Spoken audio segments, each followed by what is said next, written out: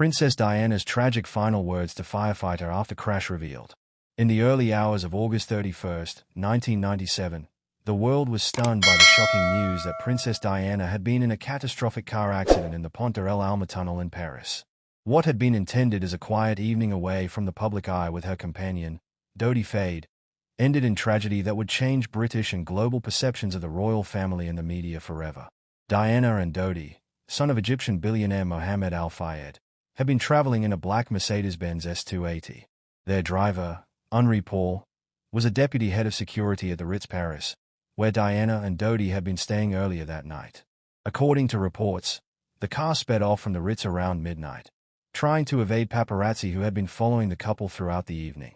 With a top speed that reached over 60 miles per hour, more than twice the tunnel speed limit, the car collided violently with the 13th pillar of the tunnel at about 12:23 a.m. local time. First responders arrived quickly, including firefighter Xavier Gourmelon, who was among the first to reach the scene. Gourmelon later recalled that upon arrival, he did not immediately recognize Diana but was instead focused on providing emergency aid to the victims. The scene was chaotic. Dodi Fayed and the driver, Henri Paul, were pronounced dead at the scene, and the bodyguard, Trevor Rees-Jones, was severely injured but alive. Diana, though trapped in the wreckage, was still conscious and appeared to be in a state of shock. In a later interview, Gourmelon recounted his brief interaction with Diana. He remembered that she appeared calm and did not seem to be in immediate distress, though she was injured. In the brief moments he was able to communicate with her, she allegedly said, "My God, what's happened?" Those few words were the last she would speak, as her condition worsened shortly afterward. Gourmelon's team managed to extract her from the car, and she was immediately transferred to the nearby Pitti-Salpêtrière hospital. The emergency response team worked intensely to stabilize Diana at the scene. Gourmelon performed CPR and felt reassured when Diana briefly regained a pulse, leading him to believe she might survive. However, as she was moved to the hospital and assessed further, it became evident that her injuries were far more severe than initially perceived. Internal injuries had caused significant blood loss, and she had suffered cardiac arrest. At the hospital, doctors and surgeons did all they could to save her life, working for nearly 2 hours. Despite their best efforts, they were unable to prevent the internal bleeding. The Princess of Wales was pronounced dead at 4 a.m. on August 31st, 1997.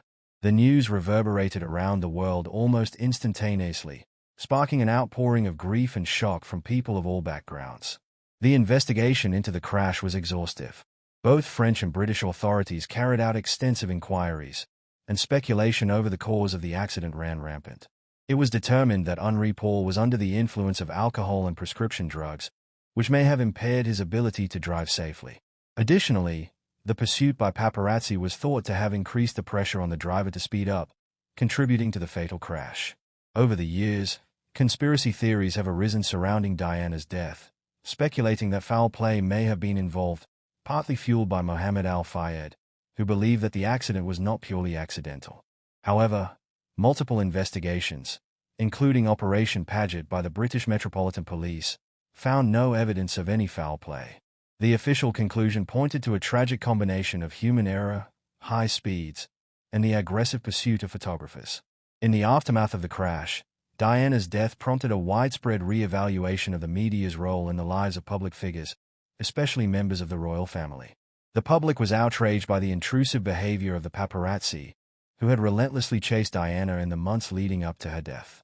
Queen Elizabeth II, Prince Charles, and the rest of the royal family faced intense scrutiny from the British public, leading to a transformation in how they related to the public and the press.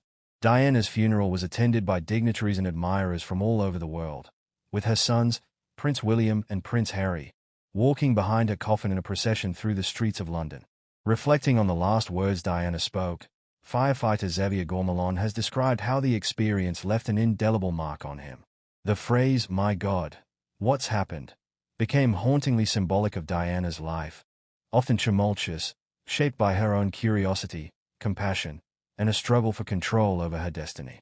For millions worldwide, Diana's tragic passing also became a moment of deep collective introspection. Many felt her story represented a loss of innocence, both for her personally and for an era when public figures were often glamorized at the expense of their well-being.